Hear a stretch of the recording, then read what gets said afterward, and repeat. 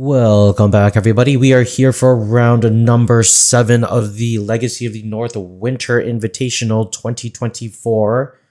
We are nearing the end of this tournament as this is round 7. It is the semifinals match, and we have Darcy on player 1 side piloting the Mystic Ring combo, and we have Elliot piloting Goblins.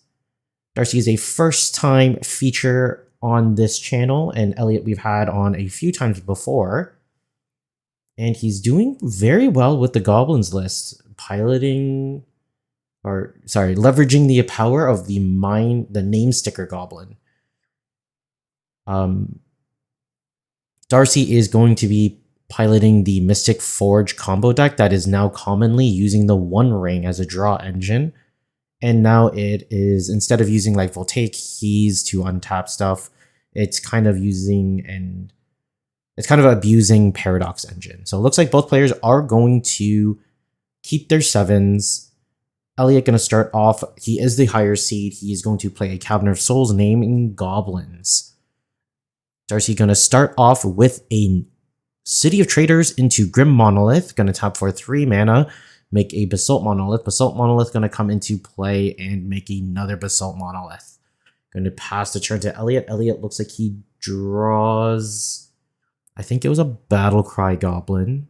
Going to slam down a City of Traders, so that's 3 mana. Actually, I think the card that he drew is a Broadside Bombardiers.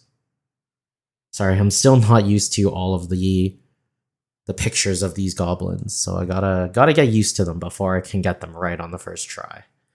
But he does have a Goblin Matron in hand, so that allows him to tutor any goblin and put it into his hand. Looks like he is deep in the tank. Looks like he is going to go with the Matron.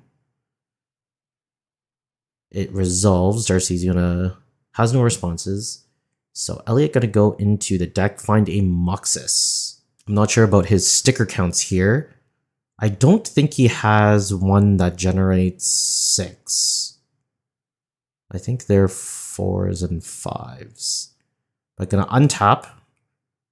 Gonna only untap the City of Traders because the Grim Monolith and Basalt Monolith, very known that they don't untap during the upkeep. Alright, Darcy going into the tank. Let's see what he can do for 5 mana. 3 from the Basalt Monolith. 2 from the City of Traders. Alright, we are deep into the tank here. I didn't get a glimpse of their opening hand, so I don't know exactly what plays can be made, but going to be tapping the City of Traders for 2 mana. Gonna play another City of Traders. I think this is a 1 ring coming down. It is a 1 ring. Alright, it is hard cast and it enters the battlefield. They are going to get protection from everything until their next turn. Go to draw a card at a bird encounter. Didn't quite get a glimpse of that. And just going to pass the turn. So Elliot going to draw for his turn. So even if he can get this Muxus on board, Darcy is not going to be taking any damage if there's a way for Elliot to give all of his goblins haste, which I'm sure that he does. I think he drew another City of Traders for the turn. It could be just to play the Muxus or I'm not even sure if he can play the Muxus, but if he has like a sticker goblin, then he can play the Muxus and just flood the board and try to build a next really big attack for the next turn. There's going to be 3 mana. Here's a name sticker goblin. He picks Minotaur. I don't know what that sticker is, but it's going to be enough for a City of Traders into a Muxus. It's going to reveal Goblin Matron, Broadside Bombardiers, and a Skirk Prospector. Alright, so he's going to get to tutor off of this Goblin Matron. And Broadside Bombardier is going to do a lot of work here. This is a really big attack because I think Muxus gets bigger for every attacking Goblin that you control. So whatever you swing with, he's going to become gigantic. And if Darcy can't stop it, then the Broadside will also fling the Muxus for an extra 8 damage. So as long as Elliot can do 12, he's got game on board. It looks like Elliot is contemplating on getting another sticker goblin. Nope, he does get a Battlecry Goblin. So Muxus does get +1/+1 for every other goblin. Oh, every other goblin you control, so they don't even have to be attacking. So it's whenever, but it is an attack trigger for Muxus. So he is a base 4/4. He has 1, 2, 3, 4, 5 other goblins in play, so the Muxus is going to be minimum 9/9. Skirk Prospector is a 1/1 Goblin Matron. There's 2 Goblin Matrons and they're 1/1, so that's an additional 3 damage. And then Broadside is another 2 damage. Darcy looks like they have Paradox Engine in hand, going to draw 2 more cards, finds an Ancient Tomb and Mox Opal. So I think they can go off. They can generate the 5 mana. So floating 2 mana, plays a City of Trader, loses a City of Trader, going to... So that's 7 mana, plays a Paradox Engine. Then they can play Mox Opal that will untap and give them a ton of mana. Alright, so we have an engine going on with the One Ring and Paradox Engine here. This is going to be a big turn for Darcy. Going to draw 3 cards. What are they? It's like Ancient Tomb, Urza's Saga, and there's a Grim Monolith, so that's enough to float a bunch of mana and cast a Grim Monolith to untap everything else. So they're going to be generating 3, 6, 9, 10. So they have 13 mana because they have 2 floating now. There's going to be 13 mana with another 12 coming into the pool and drawing another 3 cards after this. Or 4 cards, sorry, because you get to add the bird encounter. All right, so we're just setting up a way to best represent a ton of mana. I think they should be at 13 because of the Mox Opal. Unless I miscounted. 3, 6, 9, 10, 11. Oh, no, it is 12. Okay. Alright, so there's the Grim Monolith. Gonna untap all of the artifacts. Darcy gonna draw 4 more cards off of this One Ring. Can we get a peek? Alright, another Urza Saga, Ancient Tomb. I think it's another Mox Opal and another One Ring. So gonna float another ton of mana. I think how much are we floating here? 3, 6, 9, 12, 13. So we're gonna be at 23. Gonna use 4 of it, so it's gonna be plus 9. So I think it's 19, right? 24. Alright, so it's gonna untap. I think you can, yeah, keep the one with all the counters because you're just gonna be using it to draw cards anyway. So it's gonna be 5 bird encounters to draw 5 cards. Can we get a peek at these? Ancient Tomb, Karn, Lotus Petal, Basalt Monolith, Karn. Alright, so this Lotus Petal is going to be able to untap all of these permanents after they float a ton of mana. It's going to be another 13, so that brings them up to, what, 42?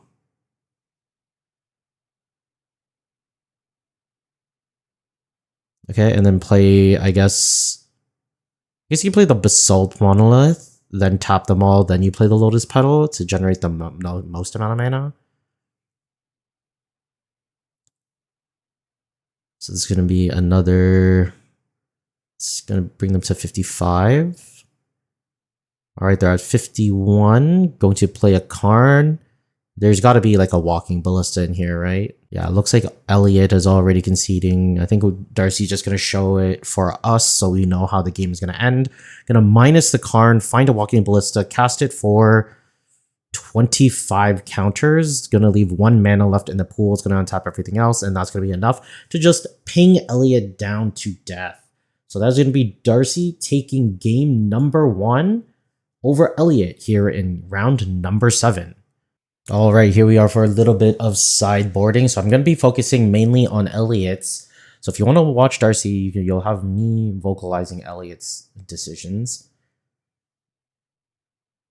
Looks like he is kind of looking through. So Darcy bringing in a bunch of Dismembers and a Grafdigger's Cage to kind of stop the Muxus. And just to clear up the board, Elliot is going to be bringing in double Null Rod, double Thorn of Amethyst, going to be cutting all of these Goblin Ringleaders. They are on the slower side, and Darcy's looking to combo pretty quickly here. So that was very quick sideboarding, where I think we're not going to get a glimpse to see what Darcy will be cutting. But yeah, since Elliot is down 1 game, he will be on the play. So I don't know how effective these Thorn of Amethysts are going to be. We see Darcy's main combo engine. Like, Thorn of Amethyst might be able to stop the beginning, but as soon as there's a few of those mana rocks on board and the Paradox engine is live, there's not much Elliot's Thorn of Amethysts will be doing. So all they're gonna do is gonna slow down Darcy just enough for Elliot to create a board big enough so that Darcy can't deal with them. The thing is one of Darcy's main game plans of winning is the One Ring, and we saw in game 1 it's like decently easy to cast the One Ring, and it's gonna give Darcy a bunch of turns of protection. They just have to be very careful on when they're going to be casting those One Rings, because picking those key turns to get the protection is going to be very crucial. All right, I think Elliot's going to just do a little one last second sideboard.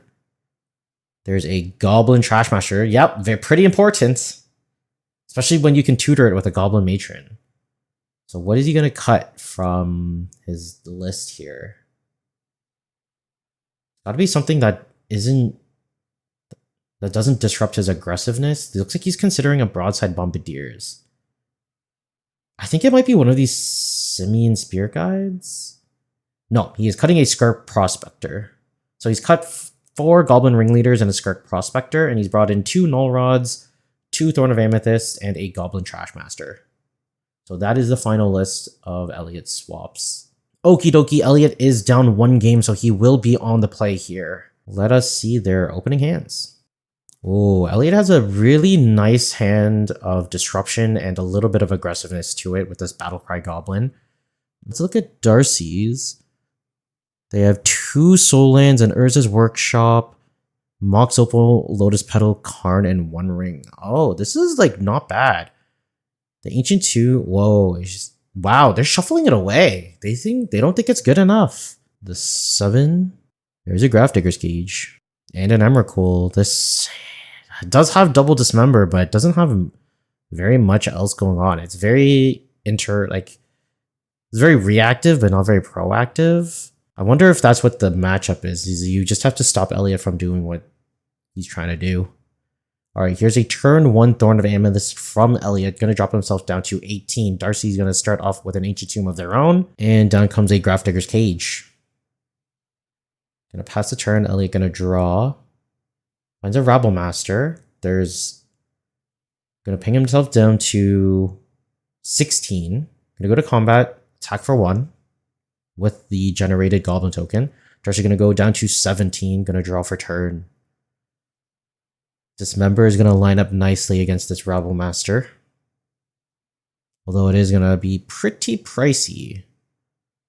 It's got to pay 2 life for the Ancient Tomb and then another 4 life for the black mana. I guess you could just use the City of Traders for the 2 mana and just pay 4 for the double black mana. So Darcy going to go down to 13, going to kill the Rabble Master. Going to go down to 11 from the Ancient Tomb. And down comes I think it's a Manifold Key. I'm not familiar with that artwork, but here's 4 mana from Elliot. Down comes Goblin Warchief. Gives him haste. Gonna swing in for 3 points of damage. Gonna bring Darcy down to 8. Darcy gonna untap. Draw for their turn. What to do? Looks like it's a Paradox Engine off the top. There's 1 Ring Lotus Petal Dismember left. Yeah, no matter what, you're gonna have to pay 1 mana to play this Lotus Petal. Yeah, I'm not gonna lie. I'm pretty sure I really would have liked to have Darcy's first hand of 7 over this. There's another Dismember. Gonna pay another 4 life to get rid of this Goblin Warchief. Goes down to 4. Elliot at 14. Gonna pass the turn. Elliot gonna untap. Draw for their turn. That's a Broadside Bombardier. And I think that's game. think Broadside can come in, he swings for 3, and then he can shock by tossing the Goblin. No, gonna play Battlecry Goblin instead. Gonna give a haste, swing in. Yep, and that's gonna make a very quick game number 2 for Elliot. Gonna tie it up 1-1. We are starting game number 3 between Darcy and Elliot here. Darcy piloting the Mystic Ring combo, and Elliot is piloting Goblins. They're gonna reveal the sticker sheets here. We're not gonna know what's gonna be on them. But yeah, Darcy, pretty on time, a pretty timely win in game number 1. If they didn't win on that turn that they did, Elliot would have won that next turn. Then Elliot brought it back very quickly with a Goblin Rebel Master. But this is a really good hand for Darcy. I think you can play every card. Yeah, I think it's Ancient Tomb into Grim Monolith. You can play Grim Monolith to play another Grim Monolith. Then you can play the Basalt Monolith. Then you have 1 floating mana to play Karn. I think there's a couple other cards in there that you can... Was there a key?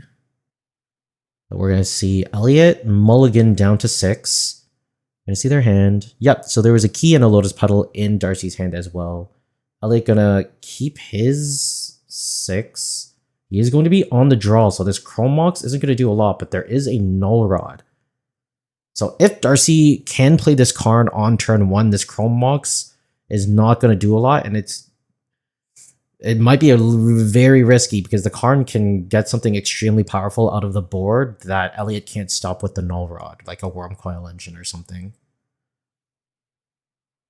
Alright, so here it is. Ancient Tomb into Grim Monolith into another Grim Monolith, into Manifold Key and Lotus Petal. Going to use the 1 floating to untap one of the Grim Monoliths. Going to generate 5 extra mana here. Going to go down to 1 or 2 floating mana. Going to play a Basalt Monolith. And going to use this Basalt Monolith and leave 1 floating for a Karn the Grey Creator. So that is a full hand dump onto the board on turn 1. Darcy going to check the sideboard to see if there's something that they can get. I think there was a way to play the Karn, but not to exhaust to all of the spells in your hand. Like, I think there was a way you could have kept this Manifold Key untapped. But again, like, I don't think there's any reason not to dump your entire hand out like this. So I think, like, the only way Elliot can get out of this is if he can get the Simian Spirit Guide that he landed in, or that he kept in after board. So Darcy's not going to get anything out of the sideboard. Just going to plus the Karn, target nothing. Oh my god, was that a Simian Spirit Guide? Oh my god, that was a Simian Spirit Guide. Oh my god, he can play Mountain Simian Spirit Guide into Null Rod, and Darcy's entire board is now shut down, other than the Karn Great Creator and an Ancient Tomb. Wow. Yeah, none of those are going to untap except for the Manifold Key. Okay, we have a game. Darcy draws for turn. I'm going to check the sideboard again. What can you get for 2 mana? There's an LED, another Paradox Engine, a Lattice, a Pithing Needle. There's a Walking Ballista. There's a Defense Grid. A couple other things. None of it's looking like a way to win here. Wow. There's no Torpor Orb in the side, eh? Very surprising. Torpor Orb would do very nicely against Elliot's deck. It stops the Name Sticker Goblin. It stops Muxus from looking at the top 6. There's an Inventor's Fair. That's not a terrible thing. That you do have artifacts on your side of the battlefield, and once you can get enough mana, you can tutor for any artifact that you need to in your main deck. So I think that's an Ensnaring Bridge that Darcy's just searched for, and it's just going to go straight onto the battlefield. Going to bring themselves down to 16. Elliot going to draw for his turn. He just finds a Counter of Souls and passes. So how long can this Null Rod hold?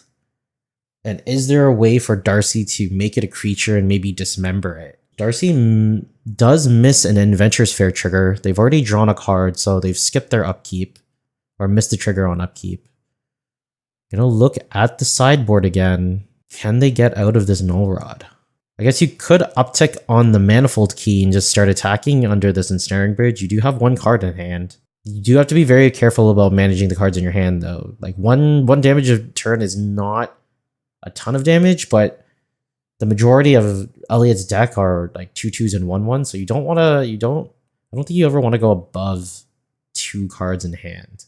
I think Elliot finds a Goblin Matron off of the top for his turn. So I think he can go Cavern of Souls and then play the Goblin Matron and find whatever goblin that he needs. I think it will be the Trashmaster. Trashmaster can deal with this Ensnaring Bridge very well. Yeah, the problem is we did see a Pithing Needle in Darcy's board. So Darcy can now minus the Karn, play the Pithing Needle, and name the Goblin Trashmaster. So the Trashmaster won't be as effective.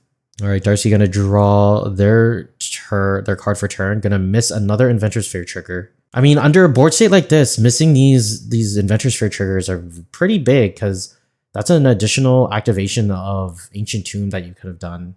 Yeah, I think they've just realized that they're missing their Inventor's Fair triggers.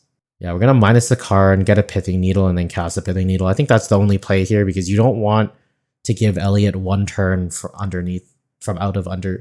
out beneath this Ensnaring Bridge.